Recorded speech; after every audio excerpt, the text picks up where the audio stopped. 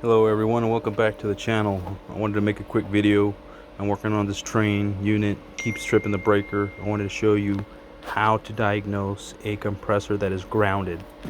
So you put your meter on resistance right there. Right now it says open line because my leads are not touching anything, right? Now that's why it says open line, OL. And it should say OL every time when you put one of your leads to ground and then one of your leads to a leg. It should always say open line on a good compressor, and this says 2.4, and then it says 1.7.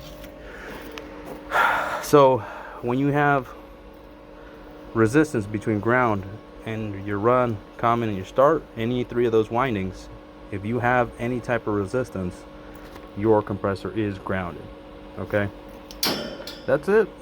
All right, breaker keeps tripping. We're gonna go ahead and order a new compressor. Thank you for watching, and we will see you on the next one.